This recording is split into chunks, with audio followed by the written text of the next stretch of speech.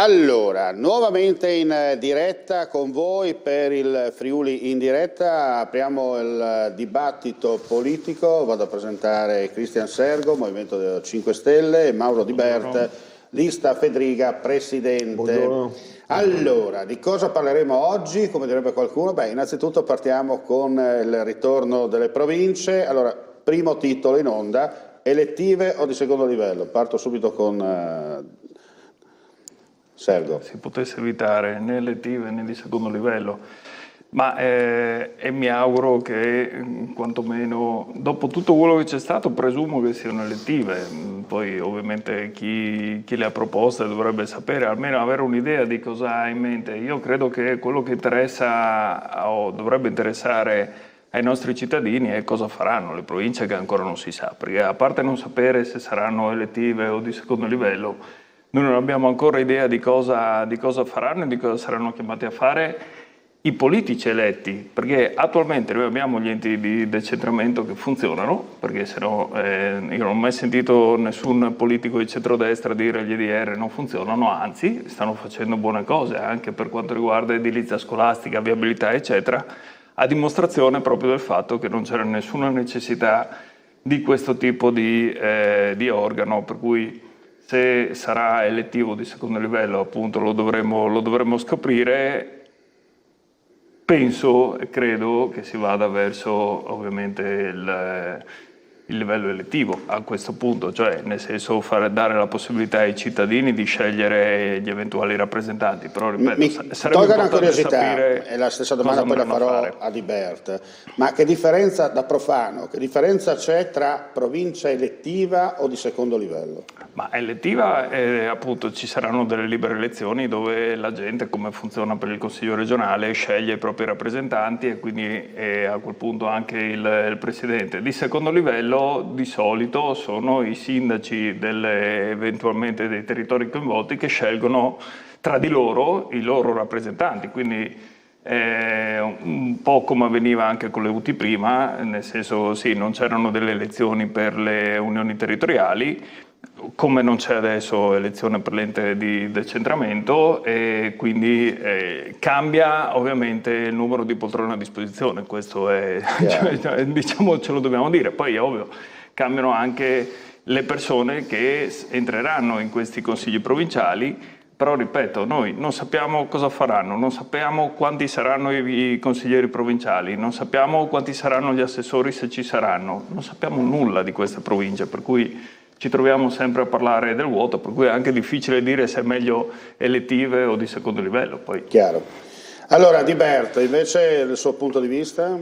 Che le province, definiamole così in modo improprio, sono una dimensione che a mio giudizio serve. Io ho sempre contestato l'abolizione delle province allora perché a mio giudizio necessitavano di un revamping, una sistemazione, un adeguamento ai tempi correnti, ma una funzione non svolta in modo egregio.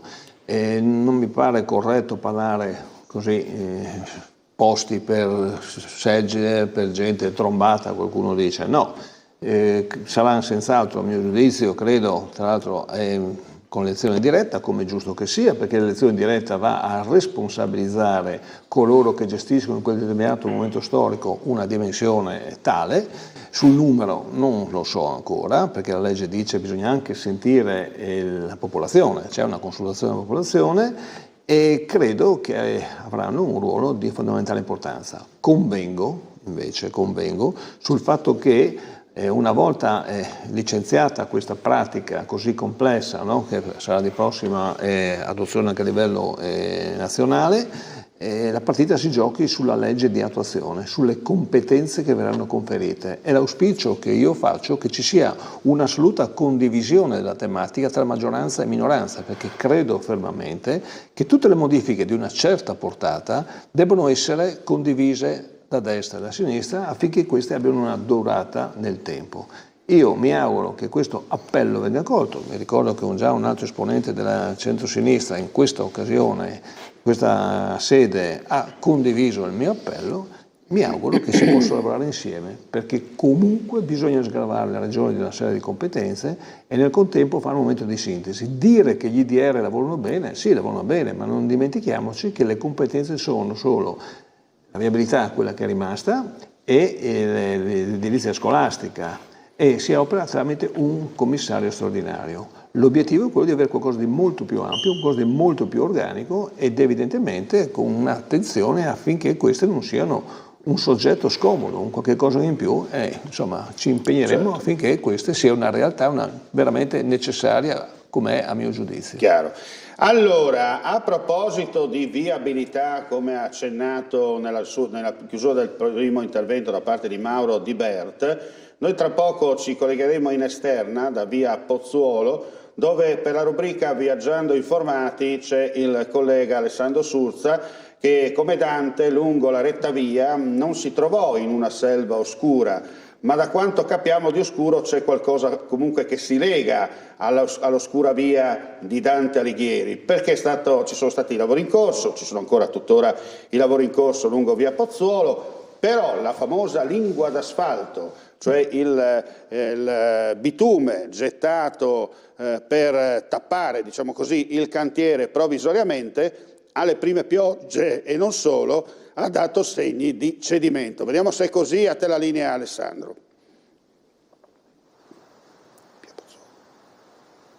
Però se non attacchi... telespedatore, quindi il bello della diretta è anche questo. È anche questo il bello della diretta. Ci ha fermato, lui non lo sapeva che io ero in diretta, invece ecco, questo è il rischio di chi ci ferma. Ci faceva dei commenti sull'Udinese. È contento comunque per ora? Sono contento. È contento. Comunque posso dire, purtroppo ieri sera hanno dovuto chiudere. Perché non la sentiamo, facciamo il bello della diretta, Omar. Allora, mi racconti cosa è successo qua? No, ieri sera praticamente hanno chiuso, sono intervenuti i vigili urbani e hanno visto che qui praticamente il lavoro è stato fatto bene, ma purtroppo con tanta pioggia che è stata ha ceduto il terreno e quindi c'è un piccolo avvalamento in modo che nessuno si faccia male, perché se si fa male poi è un problema. È un problema per tutti, non solo anche per chi è residente, perché naturalmente non è più accessibile la strada, quindi hanno chiuso provvisoriamente e poi chiaramente con la prossima settimana, sentivo stamattina l'impresario Martina di Codroipo, che verranno e li metteranno a nuovo. Insomma. Ok, quindi in teoria ci vuole una settimana sola? È una settimana sola, perché ci hanno raccontato alcuni residenti che sono un po' stufi, perché so che questa strada è stata chiusa e vediamo, no Emanuele, vediamo anche le immagini insomma, dell'asfalto che è stato chiaramente rimesso, però è stata chiusa per 2 mesi, quindi c'è un po' di poca pazienza giustamente adesso. Poi il problema è che questo avvalamento è successo con tanta pioggia, quindi prima a finestra, va, che così magari diamo tempo.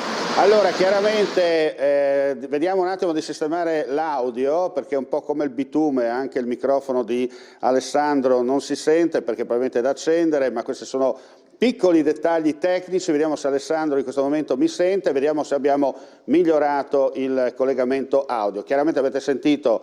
Ci senti, Omar? Adesso ti sentiamo Omar? chiaro Scusa, e trasparente. Vai. Ok. Perfetto, allora cos'è che avevi perso? L'ultima spiegazione del Quando signore? Emanuele si è girato con la telecamera minuto, non ti abbiamo più sentito.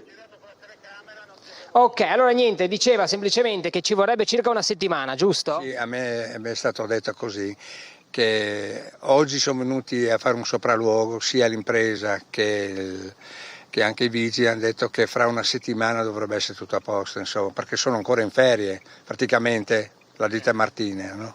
Martina. E voi siete un po' stufi di questa situazione, dopo anche la chiusura dell'estate? Cioè, d'altronde bisogna portare pazienza e accettare tutto, perché bisogna accettare, purtroppo. Va bene. I lavori erano da fare, quindi... Lavori sulle fognature, giusto? Fognature, sì.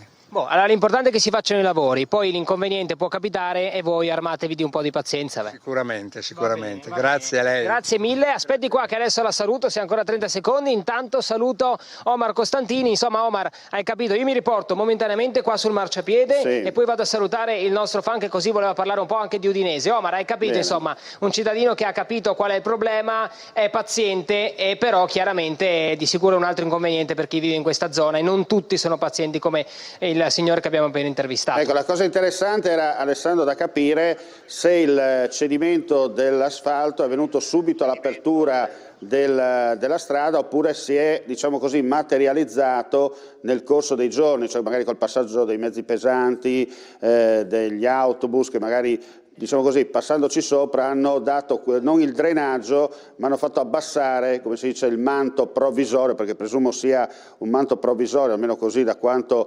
posso capire e vedere. Non sono un esperto in materia, però diciamo che anche un non esperto capisce che qualcosa lì non è andato, come si dice, nel verso giusto.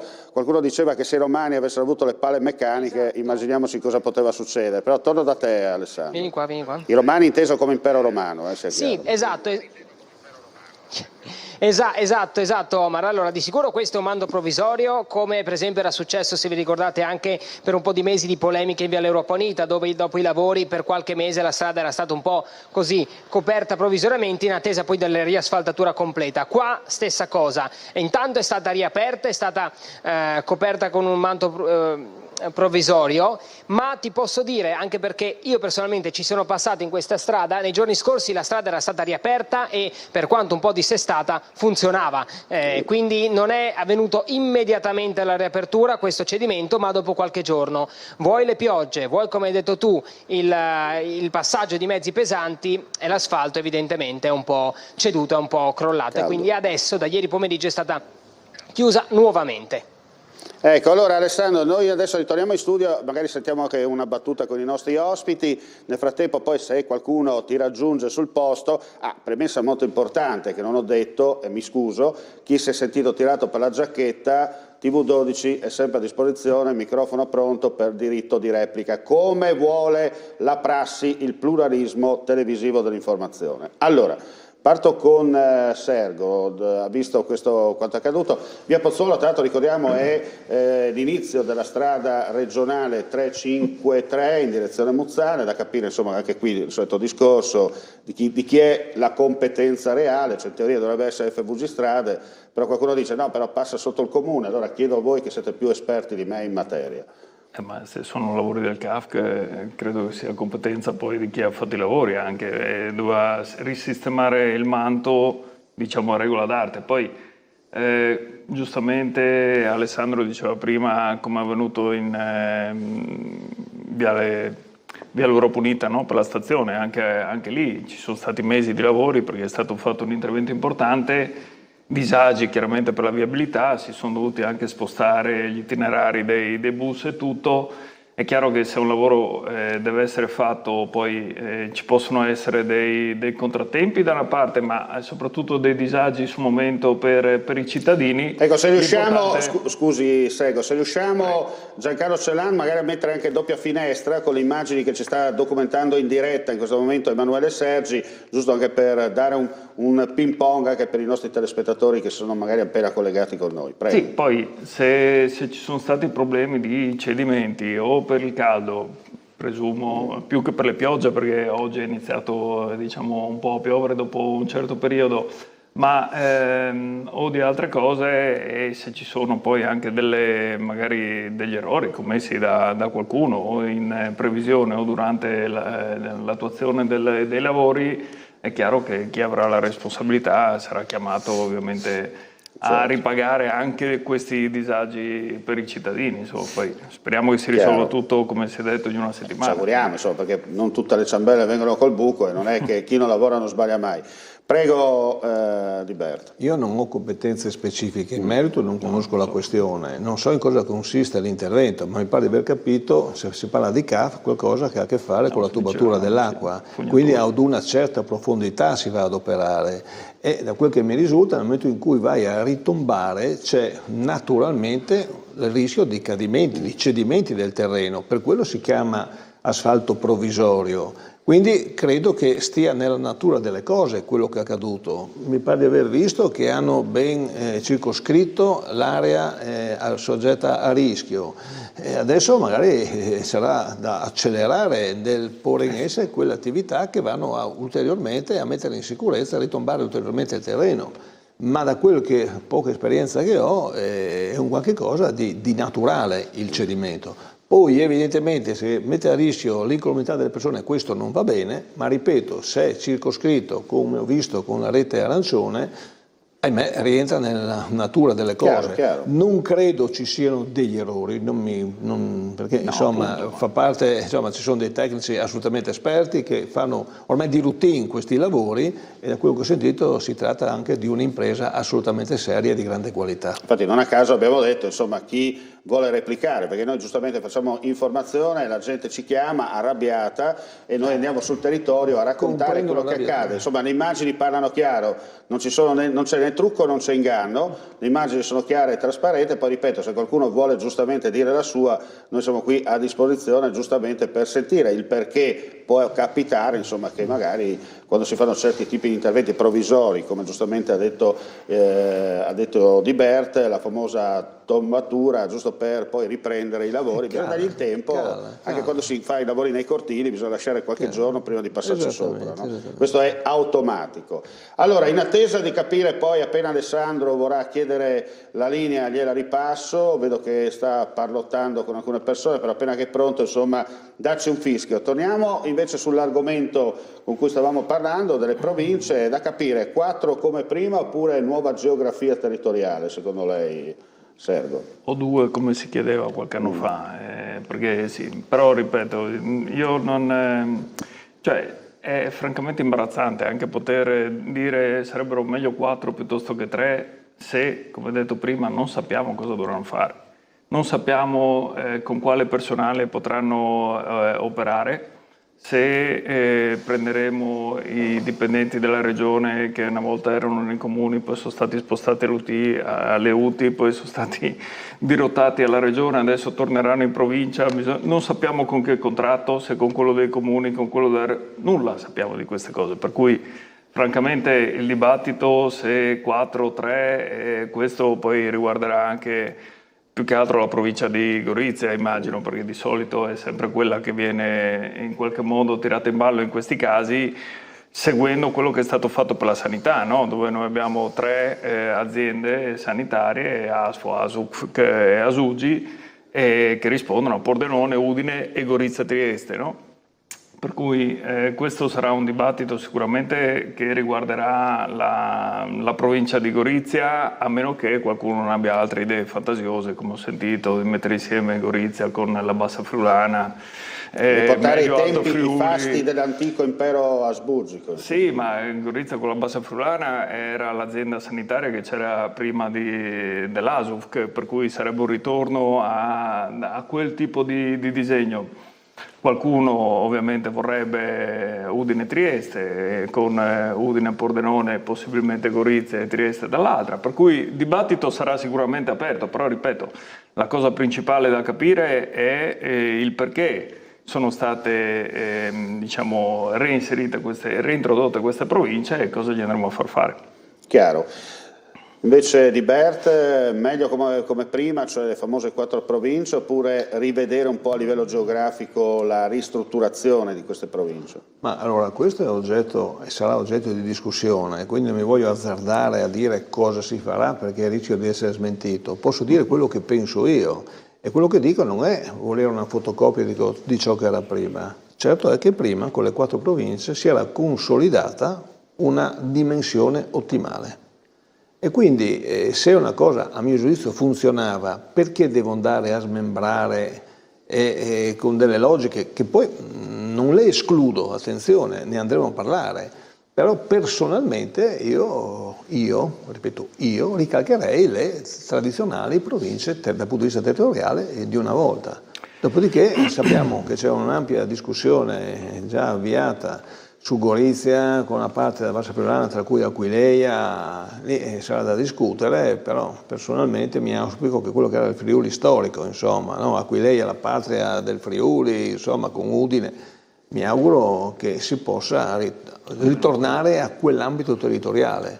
Certo è che sarà una partita oggetto di grande discussione, anche di grande contesa. Perché ognuno avrà voglia di avere la sua briciola da incastrare, no? Nel puzzle. Prego. Solo per evidenziare una cosa, quello che poi diciamo dà fastidio quando si fanno determinati discorsi, no? Sono anche le contraddizioni. Noi come Regione stiamo affrontando il discorso di unificare tutti i servizi di rifiuti e acqua, no? Stiamo mettendo milioni di euro per arrivare al gestore unico regionale, praticamente, che poi non sarà regionale perché a Trieste c'è una situazione di privatizzazione che lo impedirà, ma diciamo un gestore unico per tutta la regione di questi servizi. E quindi noi stiamo dicendo ai nostri cittadini, se ci accorpiamo, diamo servizi migliori. Poi per le province facciamo esattamente il contrario. Dove sta l'antitecnicità? Qui stiamo parlando di servizi in rete per la buona parte. Sì, ma sono le cose. Ma prima tu avevi il gestore a Pordenone, i gestori a Udine, i gestori a Gorizia, i gestori a Trieste. Poi chiaramente i servizi in rete si dice facciamo una cosa regionale. Perché? Perché si fa economia di scala, perché adesso si bada più ovviamente all'economia di scala che ai servizi diretti sui cittadini. Dall'altra parte si dice però torniamo alle province perché è meglio smembrare tutto e invece di gestire tutto a livello regionale, che siamo come un quartiere di Milano con 1 milione di persone, facciamo altri 4 consigli provinciali e poi come giustamente si diceva anche elettivi. Queste sono le contraddizioni in termini, poi sì. Secondo me sono 2 tematiche diverse e uno non è antitetico all'altro, nulla a che fare, perché si parla di servizi in rete e quindi non ci deve essere soluzione di continuità per sua natura, sta nelle cose. La provincia ha una gestione diversa di ben altre cose. In che termini? Lì ce la giochiamo con una legge di attuazione e lì convengo con te e facciamola insieme. Ma una volta i servizi dell'acqua e i rifiuti li gestivano le province, Cioè lascia perdere, c'era il servizio della provincia che gestiva i rifiuti, gestiva l'acqua, i depuratori e tutto il resto. Dal punto di vista amministrativo, certo. La domanda nasce spontanea, perché giustamente voi adesso state mettendo in campo delle cose, dei passaggi fondamentali anche per approfondire il nostro dibattito, perché effettivamente c'è da capire poi queste province il ruolo che avranno con gli altri enti locali, no? Ma allora, ripeto, abbiamo concordato più volte su questo tavolo che la partita la giochiamo con la legge di attuazione. La legge di attuazione non è pronta nel cassetto, la legge di attuazione è un qualche cosa, a mio giudizio, che deve essere condiviso. O abbiamo l'intelligenza, la capacità di riempire di contenuti questi enti nuovi, con elezione diretta, altrimenti sono concordo, abbiamo sbagliato tutto, ma l'intenzione è quella di fare le cose bene. Ma dire che rimettere le province è in antitesi con fare i soggetti gestori unici non ha nulla a che fare. Per una cosa è il soggetto gestore 1 di rete e di servizio, un'altra cosa è la provincia che lasciava l'autorizzazione o lo scarico o quant'altro. Sono cose diverse, perché il soggetto gestore che tu citi non può essere a sua volta colui che si autorizza lo scarico in acqua, deve essere necessariamente un soggetto terzo, ed in questo caso è la nuova provincia o come adesso la regione. Ma su 2 cose diverse, comprendi? Non puoi dirmi questo, perché insomma non sta. Io ti ho fatto l'esempio dell'idea che io mi autorizzi a scaricare l'acqua, credo che non stia. Ma perché adesso lo sta facendo la regione, non lo fa il CAF. Sì, ma ti sto dicendo che questo rientra in quella legge che, ripeto ancora una volta, però insomma ormai la conosciamo tutti, che deve riempire di contenuti questi soggetti. Quindi dopo avremo 4 persone che autorizzano i 4 gestori o lui il gestore unico? Noi avremo un gestore unico che andrà in 4 province diverse? Ma se non sai queste cose mi dici che serve la provincia. Così come adesso, c'è un problema che ti serve la provincia oppure no? Ma sul numero. Perché se non c'è vuol dire che ti serve solo mettere persone lì elette a non sai neanche tu quanti migliaia di euro al mese per non fare chissà cosa. Allora, queste sono le cose che servono per le province. se servono per le province, giusto? Se no non gli dai neanche più questa gestione e rimane la regione e quindi rimane tutta la regione di nuovo. Ripeto, a cosa serve la provincia? In questo momento le ipotesi che vogliamo e non facciamo un buon servizio. Ho capito, Io ma, in questo momento ho detto ma possiamo quello parlare che dell'edilizia scolastica se vuoi, parliamo dell'edilizia scolastica, lui, perfetto. sono disponibile, Tu dimmi cosa farà un consigliere provinciale una volta che diventa eletto per l'edilizia scolastica, cosa deciderà? Che 10 milioni che vengono dalla regione, che vengono trasferiti in provincia, poi li destina dove? Ti ripeto, a Palmanova perché è stato eletto a Palmanova o a Pozzuolo perché c'è una necessità su Pozzuolo? L'edilizia scolastica fa Voi già queste parte risposte non le darete mai. Ma intanto sentiamo la risposta di Liberto. No, l'edilizia scolastica non è una novità, faccia parte delle UTI, prima delle UTI, adesso degli EDR. Ok, io ti ho detto, ma rispetto al consigliere provinciale, cosa farà il consigliere provinciale? Ma ti ripeto, non puoi portarmi su questa domanda, si andrà a razionalizzare. Edilizia no, acqua no, rifiuti no, dove ti devo portare? Cristian, no, ma allora ti sto dicendo, no, ma vado da solo, non occorre portarmi, ma ti sto dicendo, può essere anche una razionalizzazione dei prezzi scolastici su un territorio provinciale e chi lo fa sempre il territorio, senza calare dall'alto. Secondo me, io credo molto nelle autonomie, per quello quando si parla di autonomia deve essere un qualche cosa che deve connaturarsi per competenza e per responsabilità. Chi è eletto deve essere, come nei comuni, uno deve essere responsabile di quello che fa e quindi razionalizzare su un ambito provinciale, se un istituto scolastico qui, un istituto scolastico là, non è poca cosa, attenzione, perché devi adesso amalgamare un è territorio. fatto a livello regionale. No, ma scusa, ma ti ho dato una adesso i bambini di Trieste vengono mandati a Treviso, secondo te? No, ma ti ho fatto. No, sono due province diverse e questo non accadrà perché Trieste è Trieste. Noi siamo perché altri. adesso accade. Sì, ma ma ci siamo capiti, dai. Allora, continueremo tra poco il dibattito con i nostri telespettatori, avremo ancora finestre in esterna, avremo anche un servizio molto particolare curato dalla collega Giorgia Bortolossi e al rientro vi darò una notizia dell'ultima ora di cronaca, ma tutto questo dopo i nostri suggerimenti dei nostri amici silenziosi.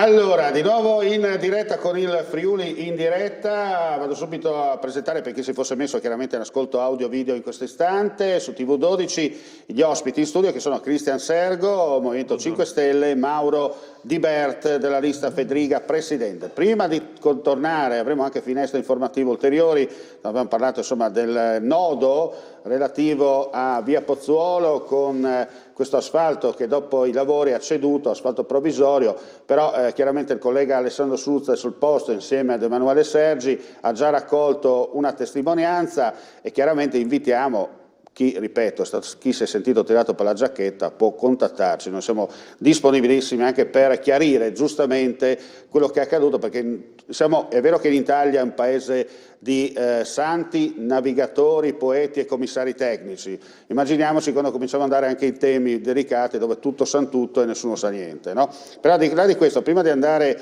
anche a sentire di nuovo i nostri ospiti, vi do due notizie di cronaca. Innanzitutto l'allerta meteo gialla in vigore fino alle ore 9 di domani è stata prolungata fino alla mezzanotte alle ore 24 del 21 agosto. Dunque l'allerta meteo non finisce alle ore 9 di domani, ma è stata prolungata proprio fino a tutta la giornata anche del 21 agosto e poi al momento comunque ci sono state già le prime piogge, non si segnalano particolari criticità, il tempo al momento sta facendo le bizze ma nel modo tranquillo, senza creare disagi.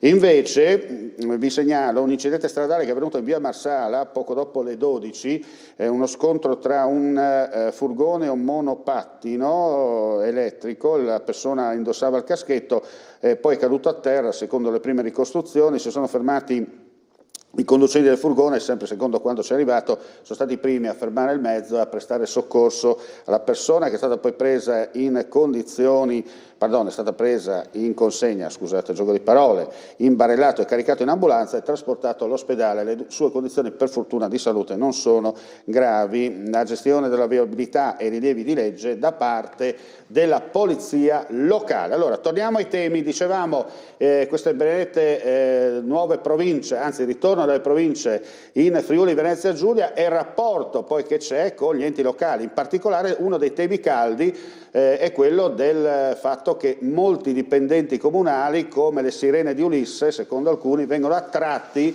a lasciare i comuni per fare il salto, non della quaglia, ma il salto di categoria, proprio perché insomma la busta paga diventa una busta paga molto più interessante rispetto a quanto professionalmente parlando in questo momento stanno facendo all'interno dei comuni. Faccio il giro al contrario, parto da Di Berto. Allora, intanto tengo a sottolineare che quando sono state costituite le UTI, ben 1000 dipendenti, anziché essere smistati in modo coerente con le necessità, sono tutti confluiti per una parte verso la regione.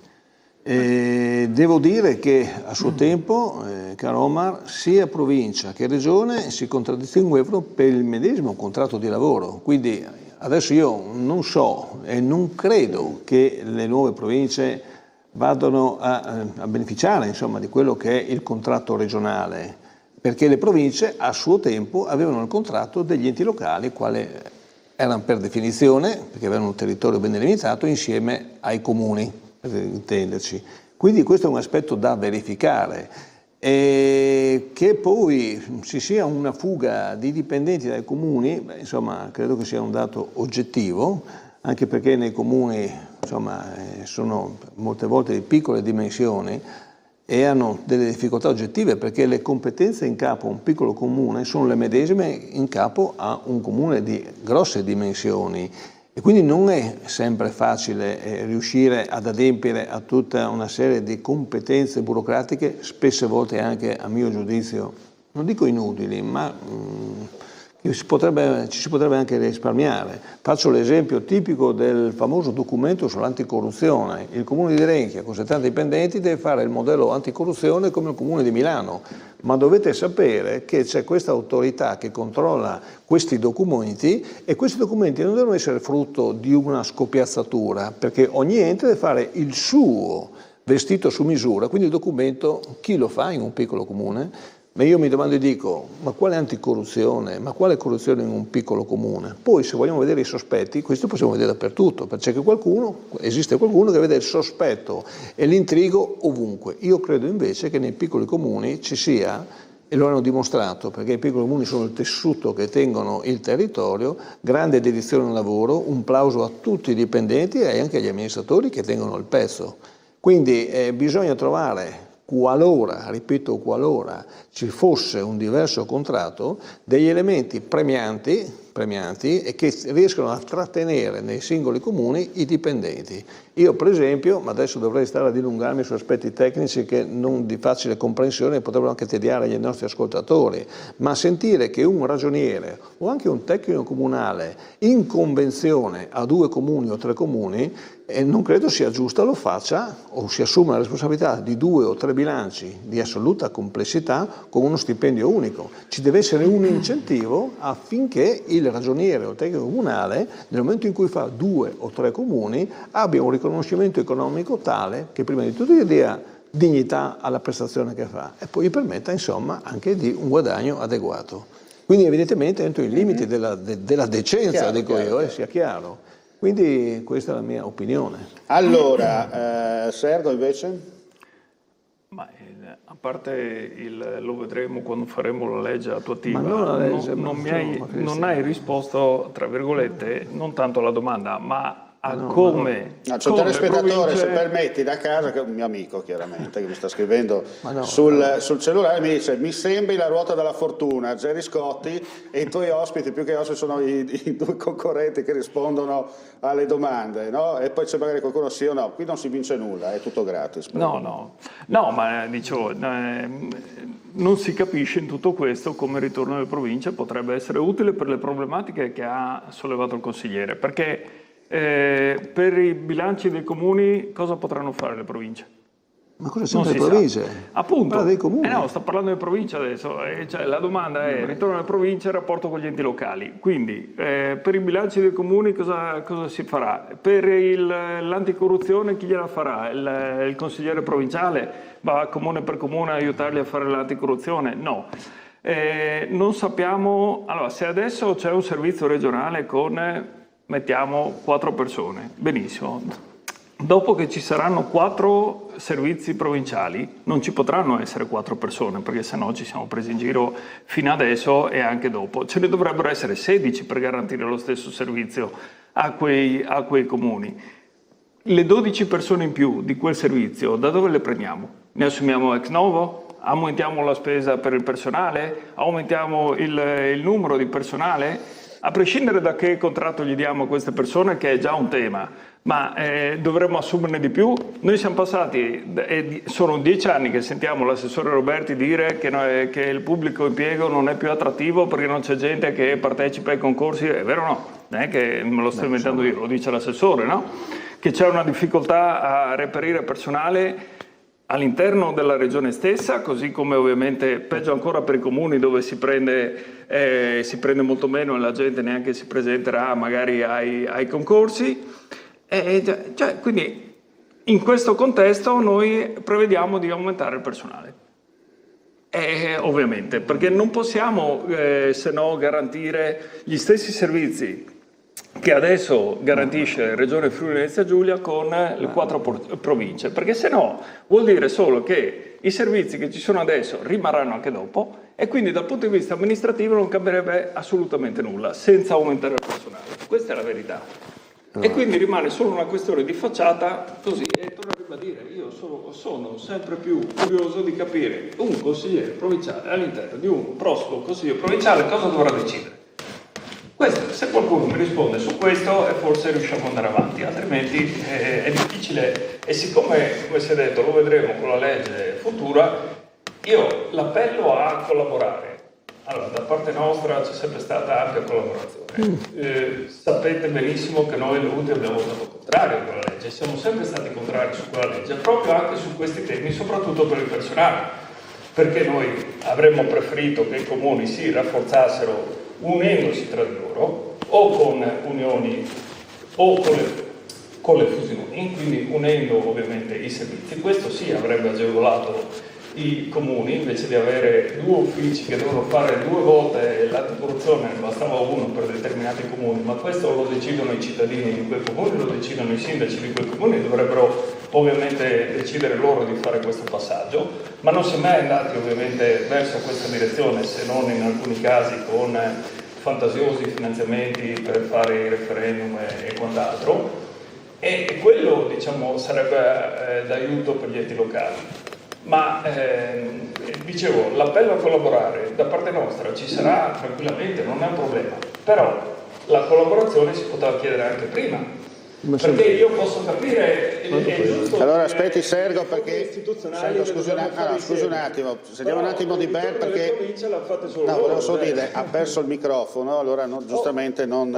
Allora prego, intanto che sistemiamo al volo il microfono di Sergo, prego, il bello della diretta, prego. Quindi dovrà ripetere tutto quello che ha detto Sergo adesso, spero di no. Qualcosa si è sentito, però chiaramente è partito sì. Per la tangente. Ecco, io ripeto, allora non è assolutamente vero quello che dici, che avrei dato la colorazione, noi siamo cioè è una legge da fare. Comprendi benissimo che io in questo momento farti l'articolato non lo posso fare, no. Credo che stia nelle cose, e quando te lo dico non vuol dire buttare la palla avanti, non vuol dire buttarla avanti, perché si tratta di una legge che deve essere ragionata. Si sente la necessità di questo ente, chiamiamolo intermedio, chiamalo solo comunale, chiamalo come vuoi, che deve cercare di svolgere tutta una serie di competenze, dalle migliaia di competenze anche che svolge la regione, che non dovrebbe svolgere, perché dovrebbe avere prevalentemente un ruolo legislativo, la regione, concordi con questo, più che amministrativo, e dopo un censimento delle competenze che la regione sta svolgendo, buona parte, quelle che si può, verranno spalmate sulle costituite province. E poi abrogherete la giunta regionale, però, perché non servirà più. Allora, se dobbiamo ridere, ridiamo, no, insomma. no. Allora, mettiamoci d'accordo. La regione deve svolgere competenze amministrative o prevalentemente competenze legislative? Quello lo fa il Consiglio regionale, e quindi la giunta regionale cosa farà dopo? Ma la giunta farà le sue competenze che ha sempre fatto, insomma, è una domanda questa qui, guarda, mi pare veramente mi fa strano che tu mi faccia una battuta del genere. Quindi a questo punto che la regione deve fare cancelliamo le regioni a questo punto, perché di questo passo sì, e questo no. Evidentemente insomma, la gente è anche stufa di sciocchi referendum, è anche stufa. Ti fai eleggere, hai fatto un referendum per chiedere le province, no? No. E io credo personalmente, nel momento in cui uno viene eletto, deve assumersi anche le responsabilità di quello che fa. Deve essere onesto e credere in quello che vuole realizzare, dopodiché il modello perfetto non è di questa terra, la perfezione non è di questa terra, è molto più facile essere da un'altra parte e criticare ogni virgola non è messa al suo posto. Io credo che non sia questo il modo di operare. Io ti ho spiegato, Cristian, e rispiegato che personalmente io come cittadino sento, non dico la necessità, ma l'opportunità quantomeno di questo ente intermedio, cercare di razionalizzare, creare delle sinergie con gli enti locali e definire quelle competenze di prossimità con gli enti locali che sono i comuni. Cioè, mi pare che sia un ragionamento onesto. Se poi tu mi dici andiamo a casa della giunta regionale, andiamo a casa andiamo a quello, quell'altro, io non sono in grado di rispondere, ma non voglio neanche cadere in questo errore. Avere solo potere legislativo. Io ti ho detto tu, allora il potere esecutivo vai a sbobinare, io ho detto prevalentemente competenza legislativa. Questo ho detto, Cristian. Io questo ho detto. Allora, vi ho promesso che vi lasciavo liberi alle 13:20, però trattiamo proprio l'ultimo argomento. Allora, Friuli Doc, nuova crisi diplomatica tra Regione e Comune di Udine. Parto con Sergo, dopo questo stand di io sono FVG che non verrà fatto. Bini ha rilasciato una dichiarazione che non è piaciuta chiaramente a Palazzo Daronco. Palazzo Daronco nel frattempo attende, non ha voluto, ne abbiamo subito sentito anche il Comune per capire una replica giustamente a quanto affermato dall'assessore, però nessuno favella. Parto con lei, Sergo.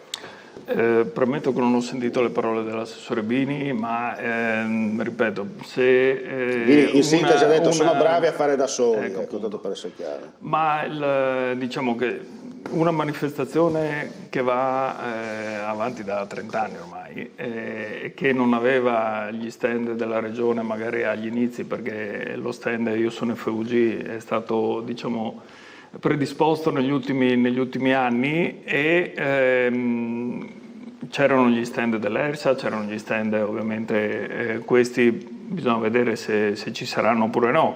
Un conto è se parliamo di stand e di qualcosa di fisico in quella manifestazione, un conto se parliamo di finanziamenti che venivano poi garantiti per la festa, e quindi bisogna vedere se questi verranno confermati o meno, se c'erano o non c'erano, ma credo che la Regione in qualche modo ovviamente abbia sempre contribuito alla manifestazione, e se questo dovesse continuare,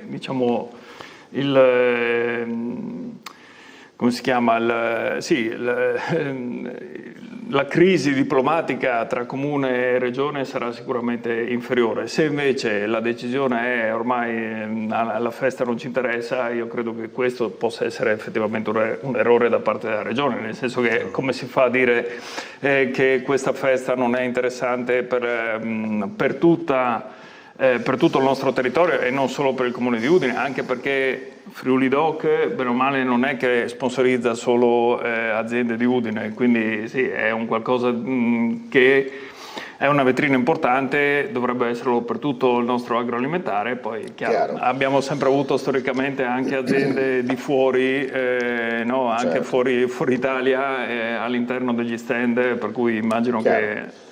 Allora, Di Bert, c'è un vecchio detto che può essere applicato alla politica friulano che dice la prima ploe da vostra raffresca il bosco. Può essere anche per questa situazione qui che si è creata, che potrebbe anche morire e spegnersi nel giro di qualche giorno?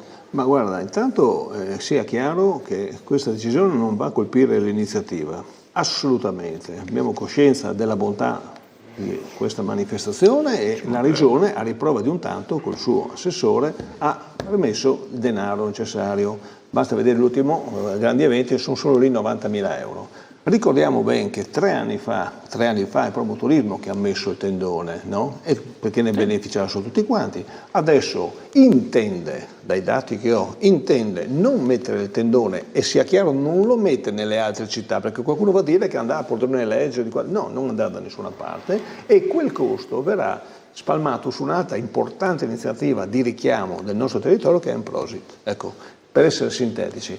Però una notizia del genere, già uscita a gennaio e adesso sia oggetto di contestazione, cioè la fa, sai, chi a pensare male a volte ci si azzecca, non credo che sia una cosa corretta. Posso affermare che il Presidente in primis e col nostro assessore Bini, cioè, sono sempre stati, ma non solo, siamo sempre stati vicini a questa manifestazione e non può essere l'assenza di un tendone già comunicata nella notizia a gennaio, oggetto di discussione. Qualcuno farebbe bene, insomma, a rivedere le sue posizioni e scagliarsi meno sulla Regione, non contestare concertazioni perché i soldi li abbiamo dato, su quanto concordato tra l'amministrazione comunale e il sindaco, le cifre ci sono, poi che ognuno faccia la sua parte, la facciano, però la gente non è così sciocca da non comprendere la finalità che molte volte, ahimè, è politica e non si può continuare a denigrare una regione per delle cose o delle responsabilità che non ha, perché siamo sempre stati presenti, sempre, senza paura e senza smentita. Allora io ringrazio Mauro Di Bert, Lista Fedriga e Cristian Sergo, Movimento 5 Stelle. Grazie a voi. Prima